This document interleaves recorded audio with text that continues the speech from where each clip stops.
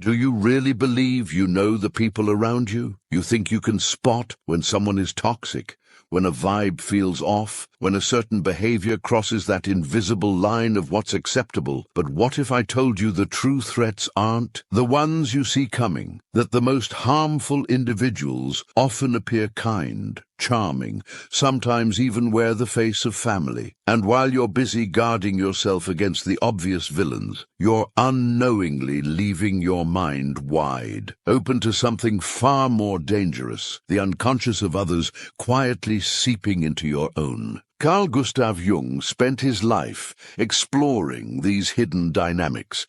In his work, The Ego and the Unconscious, he shows us that what truly governs human behavior is, for the most part, beyond conscious control. And this doesn't just apply to you. It applies to everyone around you. That's exactly where the danger begins, because when a person is unaware of their own darkness, that shadow looks for a host, and more often than not, that host becomes you. Maybe you've never paused to reflect on this, but take a moment now. How often have you walked away from a conversation feeling emotionally drained? How many times have you been accused of something you didn't do, or cast as the hero in a crisis that was never yours to fix? Jung referred to this as projection, an unconscious process where someone casts onto you what they can't confront within themselves. From that point on, you stop being a person and start becoming a symbol, a reflection, a made-up villain or a fantasy of a hero.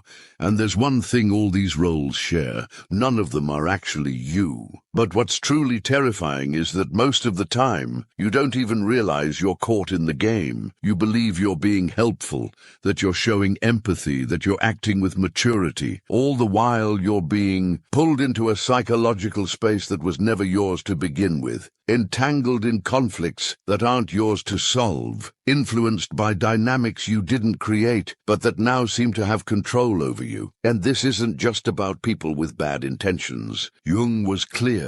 The most serious threats don't come from those who are consciously perverse, but from those whose unconscious remains unintegrated. These are the individuals cut off from their own psyche, ruled by masks, past traumas, inner complexes, and buried desires. They're not necessarily evil, but they are dangerous. And what makes them so is the silence. This danger doesn't knock on the front door. It seeps in quietly, day by day, through subtle remarks, hidden accusations, and heavy silences, until you begin to question your own sense of reality. And the moment you lose touch with your own inner reality, you begin to merge with their shadow. Maybe that's exactly what you're experiencing right now, in a relationship, a friendship, at work, or even inside your own family. And maybe you're turning inward, blaming yourself, trying to figure out what's wrong with you. The truth is, nothing is, but there is something profoundly wrong with the way you're being used as a container for someone else's unconscious. In this video, we will expose one by one the 6 types of people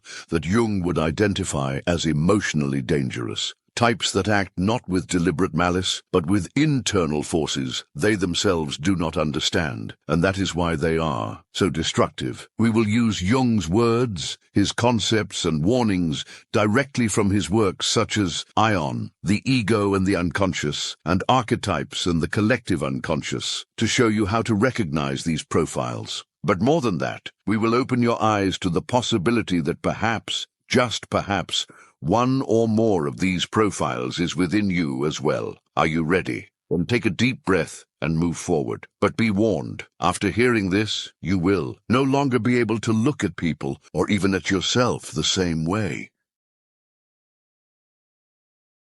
Picture living alongside someone who holds you accountable for everything they feel, who turns simply being around them into a trigger, who makes you carry the weight of emotions you never actually caused. In the beginning, they come across as delicate, emotionally deep, even fragile. But as time passes, you begin to sense that you've been pulled into a war zone that was never yours to fight, one where you're already positioned to lose. This is the unconscious manipulator, a person unaware of their own wounds, projecting them onto others as a way to survive psychologically. Jung once said, "What we do not confront in ourselves, we will encounter as fate." And more often than not, that fate has a face, a name, and sits right across the table from you. The unconscious manipulator is someone ruled by repressed material, unresolved trauma, and emotional fragments they've never processed. Rather than turning inward, they direct all of it toward you, using you as a surface for their inner battles. This kind of person operates in a constant state of projection, and while Jung acknowledged that projection is a natural function of the psyche, he warned, when it goes unrecognized, it becomes profoundly destructive. In The Ego and the Unconscious, Jung explains that projection creates a kind of psychic blindness, a mental prison where the other person is no longer seen for who they truly are, but instead is used as a symbol for something hidden within us. This is precisely what the unconscious manipulator does. They don't truly see you. They see a fragmented part of themselves, lost and unacknowledged, and they respond to it as though it were real. These individuals often cast themselves as victims. Everything that goes wrong is always someone else's fault, never theirs. When they feel anger, it's because you triggered it. When sadness overwhelms them, it's because you let them down. When they feel inferior, it's because they believe you see yourself as superior. This distortion is so subtle that it begins to make you doubt yourself. Was I really insensitive? Did I say something wrong? Am I the toxic one? And so manipulation happens quietly, without a single shout, without an explicit demand. It's all emotional, unconscious, and incredibly effective. Even more troubling, these people are often charming. They possess charisma, sensitivity, and an aura of deep emotional intensity. This becomes a trap because you believe you can help them, heal them, understand them better than anyone else. But in reality, what you're doing is sacrificing your own psychic well-being, trying to save someone who refuses to look inward. And the harder you try, the deeper you sink. Jung warns us that these patterns of projection are especially dangerous because they place us in a symbolic role: savior, enemy, traitor, father, mother, anything but who we really are. And living in a symbolic bond is living in an illusion. You cease to be seen as a subject and are treated as a distorted reflection of the other's unconscious. The only way to guard yourself against an unconscious manipulator is by cultivating awareness. Identify the patterns, sever the invisible ties that link you to their emotional story, and most importantly, consistently question whether the feelings you're experiencing truly belong to you or have been implanted. Because an unconscious manipulator doesn't forcefully invade your life, they slip in through the cracks of your empathy. And once you recognize this pattern, the next step is to understand how it disguises itself even more deeply with the mask of the persona. The one who not only projects but acts, lives in order to appear as something they are not. In the next section, we will explore the bearer of the persona and how it represents one of the greatest psychological risks pointed out by Jung, because while the unconscious manipulator throws their conflicts onto you, the bearer of the persona can drag you into a world where even you forget who you really are. If you find this content valuable, click the subscribe button and subscribe to the channel. Your support is greatly appreciated.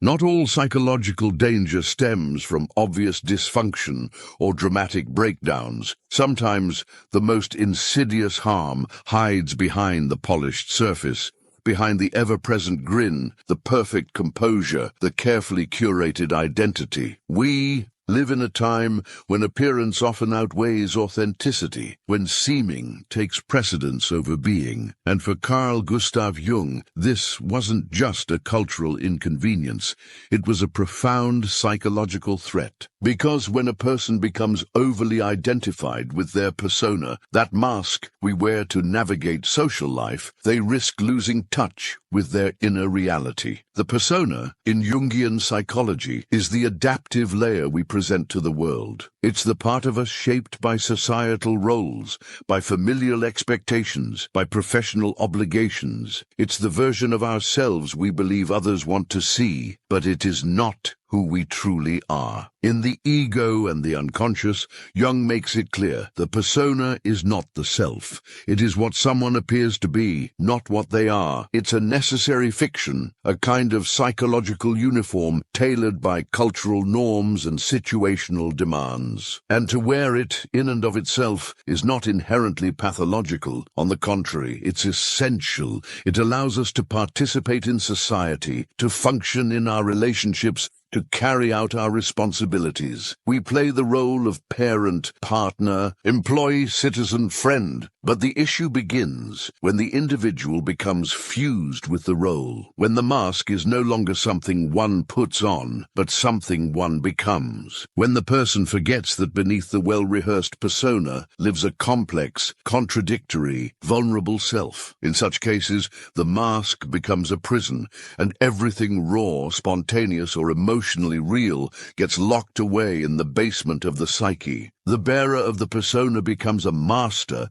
of socially sanctioned behavior. They say what is expected. They move with precision. They avoid confrontation. They nod, smile, perform. And beneath all that controlled behavior, there is often a soul in quiet disintegration, because every ounce of energy used to maintain the performance is energy stolen from authenticity. Over time, this leads not just to emotional fatigue, but to alienation from the self. For those close to such a person, the experience can be profoundly disorienting. You may feel something is amiss. There's a lack of spontaneity, of emotional honesty, of real human connection. Interactions feel sterile, as if each word, each gesture has been rehearsed, and they often have. Everything seems curated for the approval of the invisible audience that lives in the bearer's mind. And more troubling still, the demand for perfection doesn't stop with them.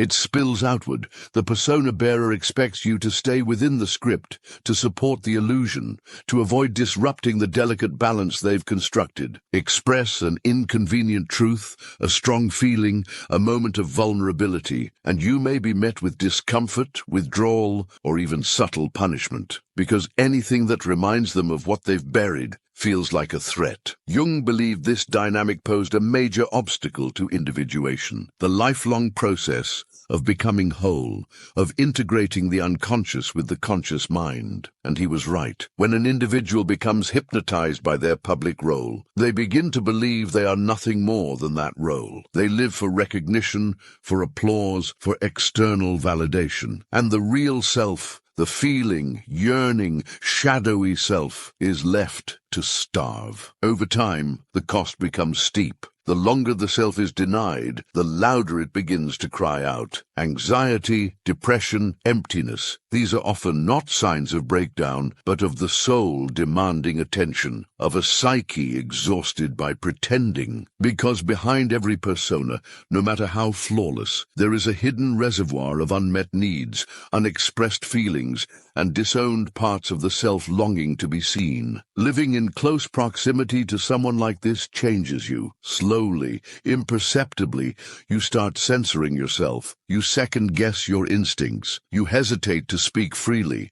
You worry about disrupting the harmony. And before you realize it, you too are performing. You too are slipping into a role. The mask becomes contagious. This is why Jung emphasized the importance of dialogue with the unconscious. To become whole, we must descend. We must meet the parts of ourselves we've exiled, the fears, the contradictions, the longings we've hidden away. The persona is necessary, yes, but it must remain flexible. It must serve the self, not replace it. Because there is a darker consequence still. When someone represses their authentic thoughts, feelings, and impulses long enough, those energies don't vanish. They accumulate. In the depths of the unconscious, they ferment, becoming shadow. And when the shadow is denied for too long, it erupts, often not gracefully. Anger, addiction, projection, breakdown, these are the symptoms of a soul no longer willing to be silenced. Jung warned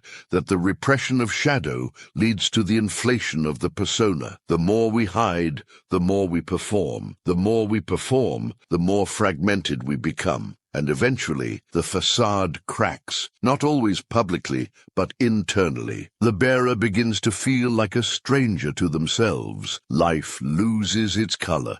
Relationships feel hollow. Achievements ring empty, because what is success if it was pursued for the applause of others? What is love if it requires constant performance? To begin healing, we must become aware of the mask, not to discard it entirely, but to loosen its grip. We must ask, where do I end and the persona begin? What parts of me have I abandoned for acceptance? Whose script am I following, and why? This is not easy work. In fact, it's some of the hardest, because shedding the persona means facing discomfort, uncertainty, and the rawness of being fully human. It means learning to stand in your truth, even when it's messy, imperfect, or misunderstood. But there is profound liberation in that, because when you no longer need to perform, you begin to live. When you stop hiding, real connection becomes possible. You no longer fear being seen, because you've made peace with what lives within. Carl Jung didn't see the persona as evil.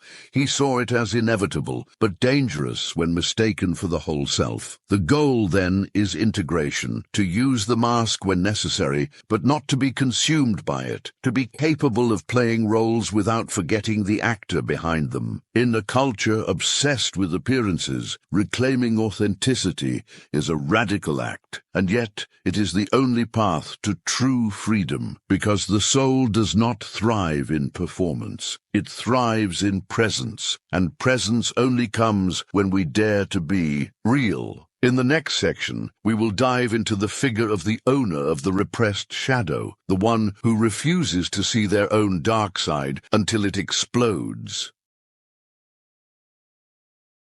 There exists a kind of person whose life appears, at least on the surface, perfectly in order, controlled, composed, courteous. They speak with precision, behave with grace, and rarely step outside the lines. To most, they seem like a beacon of discipline and morality. They are the calm in the storm, the one who never offends, who always knows the right thing to say. But what many don't see, what even they may not recognize, is that behind this carefully constructed image lies a psychic pressure cooker. Beneath the surface of moderation and good behavior, something stirs, something raw, unprocessed, and powerful, because everything they've ever judged as improper, shameful, irrational, or dangerous has not been healed or resolved. It's simply been buried. It's been cast into the depths of the unconscious, where it grows, silently, into what Jung called the shadow. This is the essence of the owner of the repressed shadow, someone who has spent so long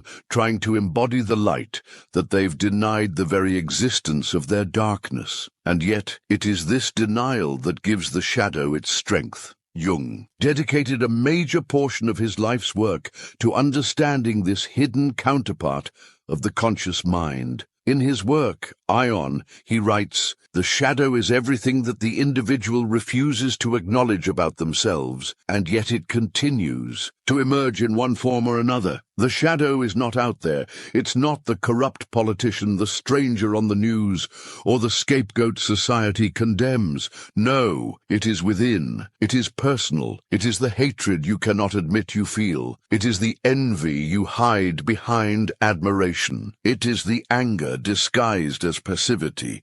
It is the lust cloaked in virtue. It is the desire for power that you mask with humility. What we reject in ourselves does not vanish. It does not fade into silence. It retreats to the unconscious and waits. And as Jung famously warned, until you make the unconscious conscious, it will direct your life, and you will call it fate. The person who represses their shadow rarely appears threatening. On the contrary, they are often admired for their restraint, their moral clarity, their helpful nature. But there's always something subtly off. They seem irritated by emotion, especially when it's intense or unfiltered. They flinch at vulnerability. They are uncomfortable with spontaneity. They react sharply to messiness in behavior, in speech, in feelings. You might find yourself walking on eggshells, unsure why their presence feels so tightly wound. Because, truthfully, they are always bracing, always holding back the dam, and though they may appear calm, inside is a swirling chaos they refuse to acknowledge, until one day, something small, something seemingly trivial, triggers the release. And when that happens, their anger, their bitterness, their resentment comes out with a force that shocks everyone around them, because it wasn't about the dishes in the sink or the tone of voice. It was about years of suppression finally breaking through. This is the paradox of the repressed shadow. The more we try to control it, the less control we actually have. These individuals live in constant emotional surveillance, not just over others, but especially over themselves. They monitor every impulse, judge every stray thought, and when they spot something unacceptable, they push it deeper. They turn away from it. They bury it in rules, in rigid ethics, in ideals of perfection. But this internal war doesn't end. It festers. And often, the more virtuous the persona, the more toxic the shadow becomes. As Jung put it, the brighter the persona, the darker the shadow. The more someone insists on being the light, the more violently the darkness will assert itself,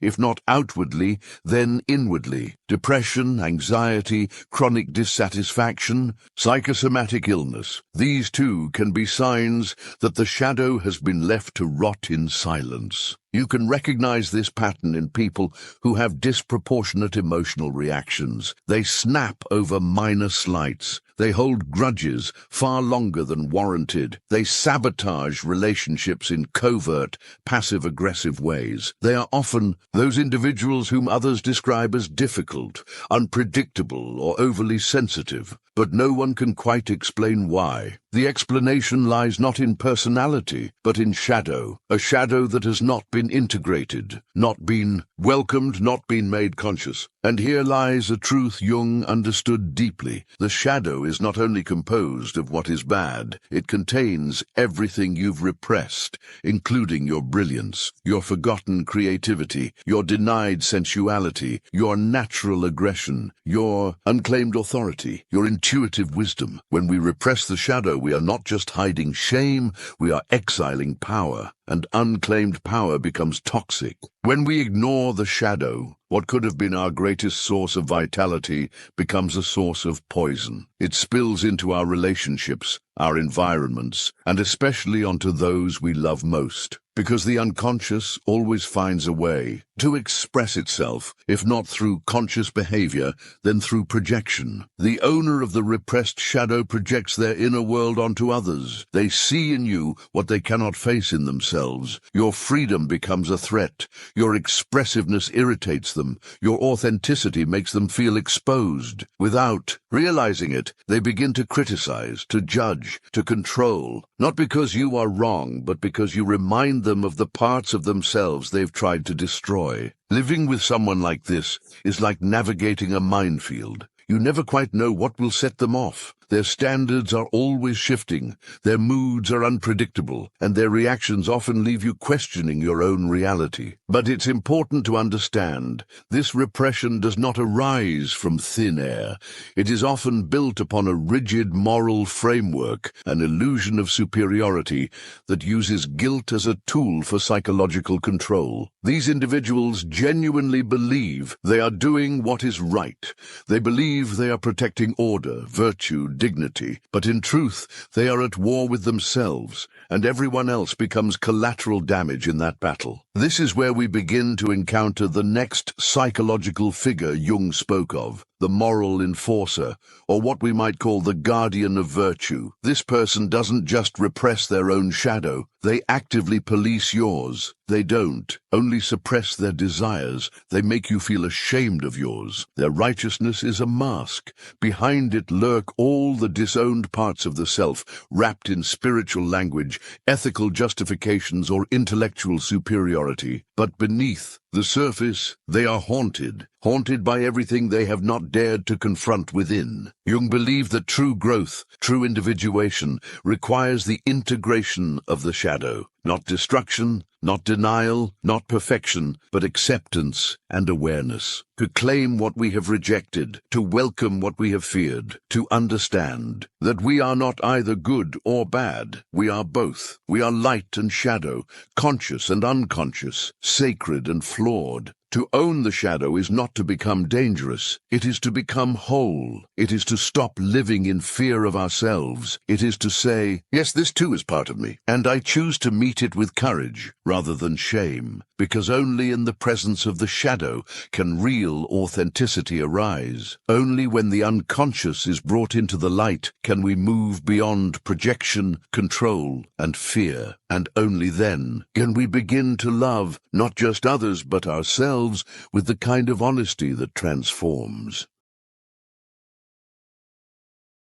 Not every executioner raises a weapon. Some operate in silence, cloaked in principles, armed with doctrines, slogans, and supposedly sacred values. Their sharpest tools are not fists or violence, but guilt, shame, and rigid codes of conduct. These are the moral controllers, people who claim to act from virtue, righteousness, or divine justice, but in truth are waging war on their own denied instincts. Carl Jung understood this figure intimately. In his work on shadow and projection, he revealed how morality, when detached from self-awareness, becomes one of the most dangerous forms of repression. It masquerades as light, but casts the longest shadow. Because when someone uses morality not as a compass, but as armor, they do not liberate others, they bind them, and in the process they become prisoners of their own false purity. This is the essence of the moral controller, someone who has not integrated their shadow, but instead offloads it onto others. Rather than face their contradictions, they externalize them. Rather than explore their own suppressed desires, they attack others for expressing theirs.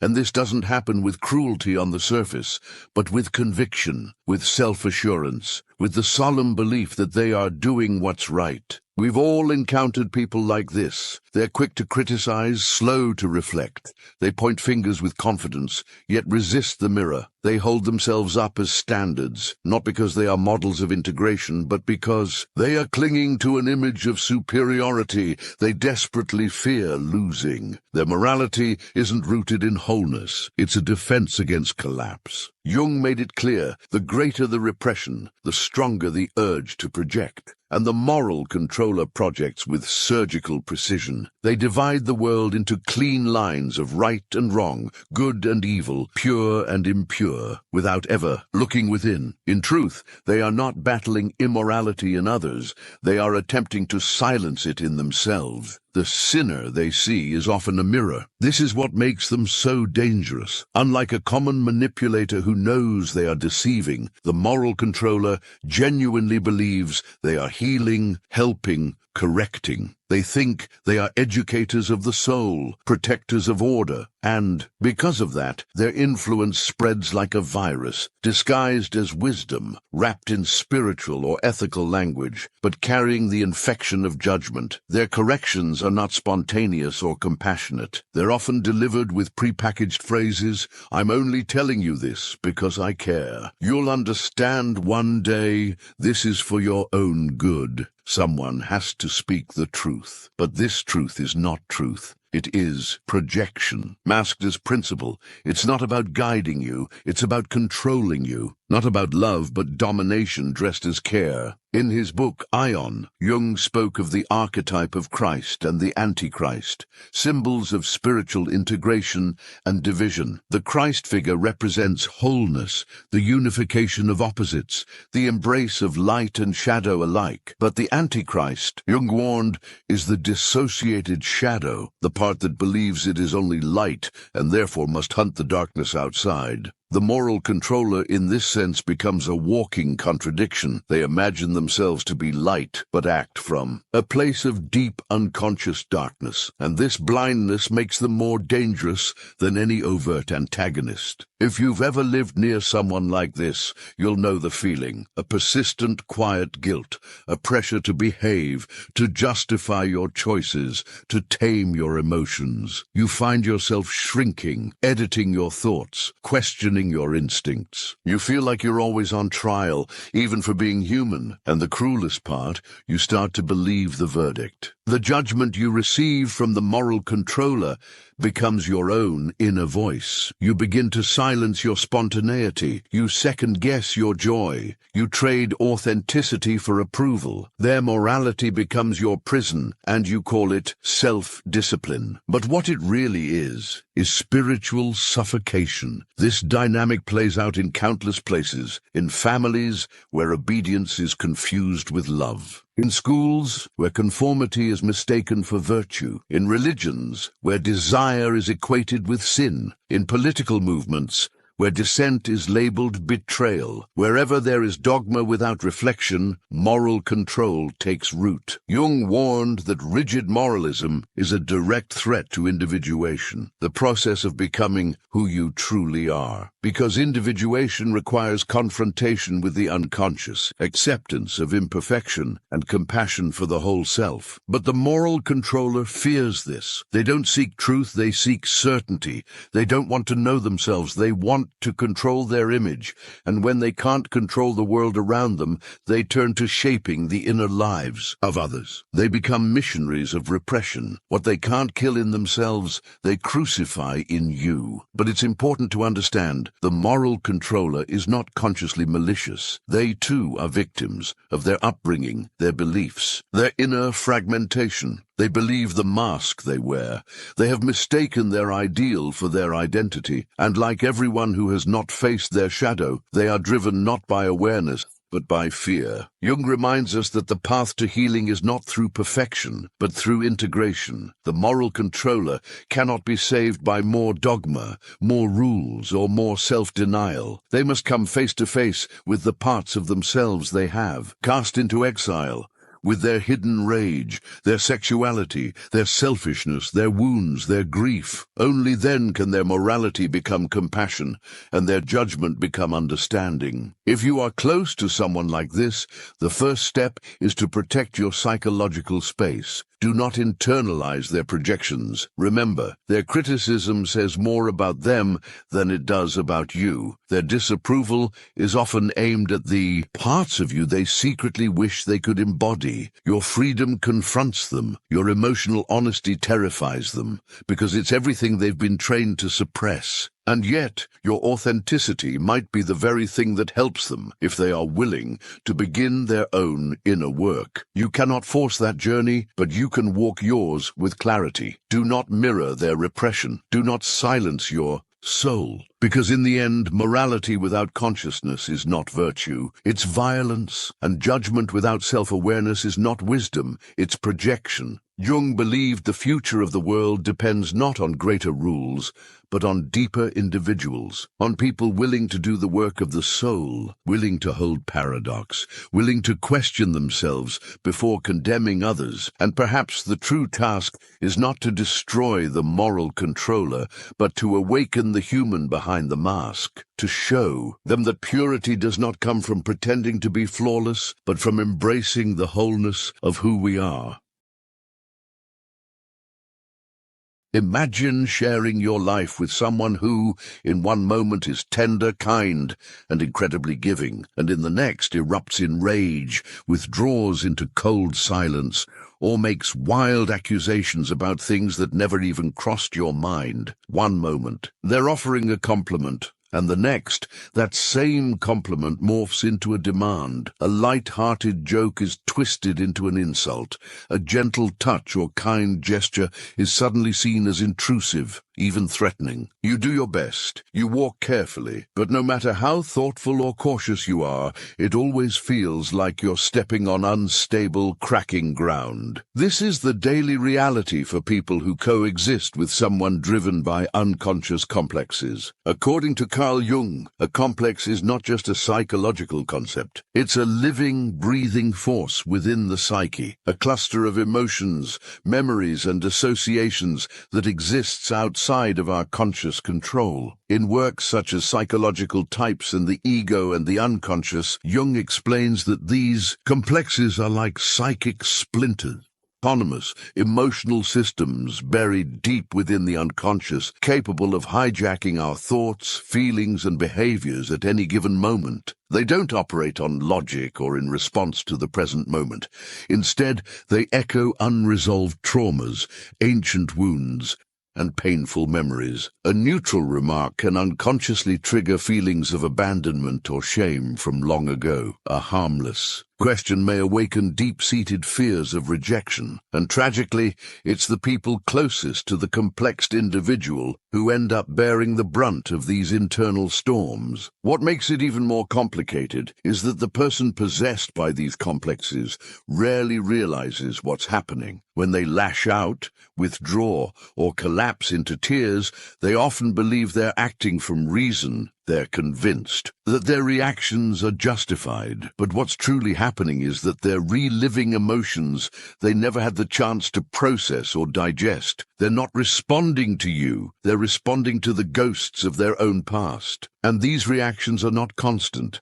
They come in unpredictable waves. An emotional outburst is followed by warmth. A period of distance gives way to affection. These erratic emotional swings make relationships with complex individuals incredibly disorienting and often heartbreakingly addictive. You find yourself clinging to the good moments, those times when they are charming, attentive, vulnerable. You tell yourself, see, they're not always like this, and that sliver of hope is exactly what keeps you hooked, because in those rare moments of connection, something feels profoundly real. But those moments are fleeting. Sooner or later, the pattern resumes. You're back in the storm, again trying to figure out what went wrong. So you adapt. You begin to mold yourself. You watch what you say. You tiptoe around their moods. You anticipate their triggers and silence your own needs. Slowly, without realizing it, you shrink. And here's the most devastating truth. The monster you're trying not to wake, it was never asleep. It's always been there,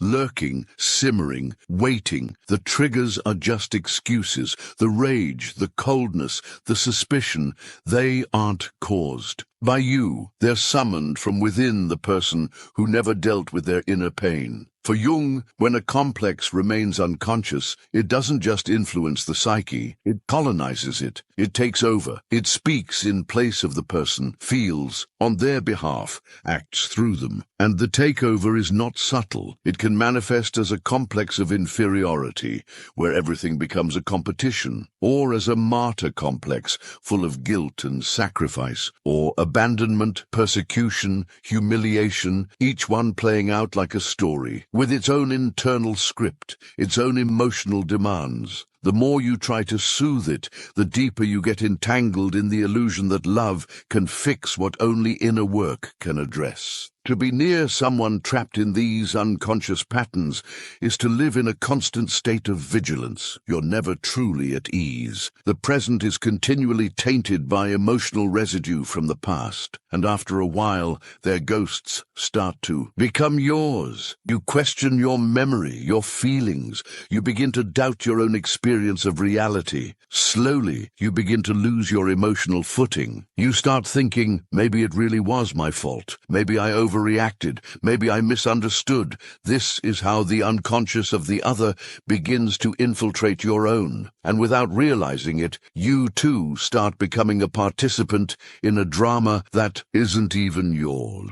But there's a more subtle and perhaps more dangerous version of this dynamic. Not all complexed individuals explode outwardly. Some never shout. They never hurl accusations. They don't rage or withdraw dramatically. Instead, they quietly drain your energy, bit by bit, until you're running on empty. These are the ones who use guilt, subtle manipulation, and passive control.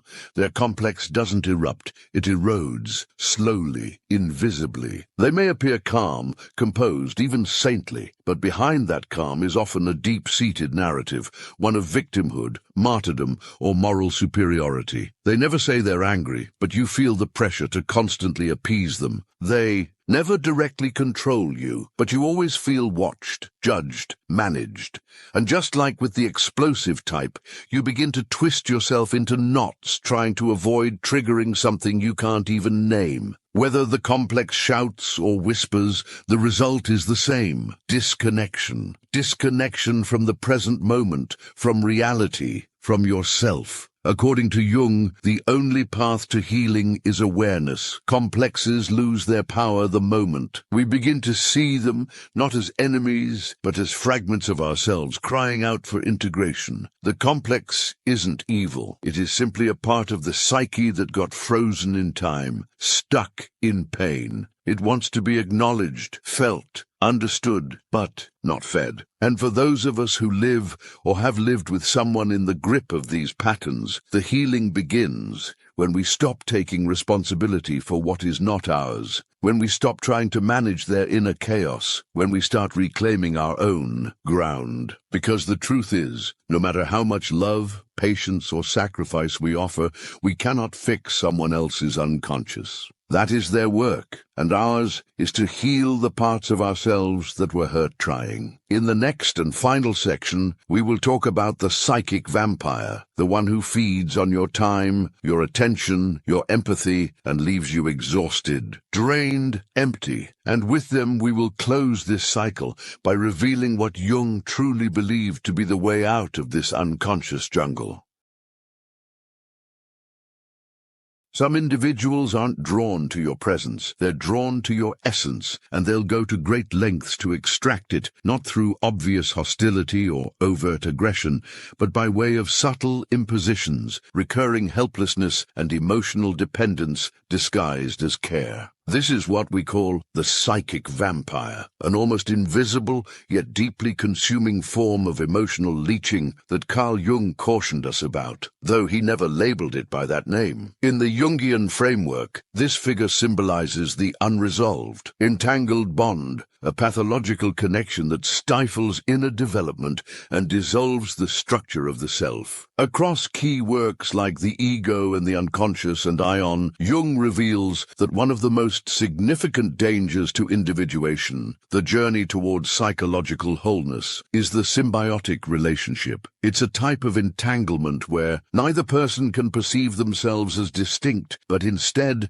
they become psychological mirrors, extensions of each other's wounds and needs. It is precisely within this energetic fusion that the psychic vampire resides. They thrive on your continuous attention, your emotional nourishment, your consistent availability. But buried beneath that constant demand is a hollow space, one that doesn't belong to you, and that no matter what you offer, you cannot and will not fill. It begins innocently enough. You lend a hand, you offer understanding, you make space. Then gradually your time becomes theirs, your emotional boundaries stretch thin, and what starts as compassion slowly transforms into self-erasure, until one day you catch yourself emotionally fatigued, spiritually empty, and unable to distinguish your own identity from theirs. The tiredness isn't merely in the body, it resides deep in the core of your being. It's a soul-level fatigue, the feeling of being consumed in slow motion. Jung identified this phenomenon in those who, lacking their own psychic grounding, latch onto others for survival. Emotional parasitism, plain and simple. It may sound harsh, but this is the reality. The psychic vampire isn't seeking healing or growth. They're seeking to be carried.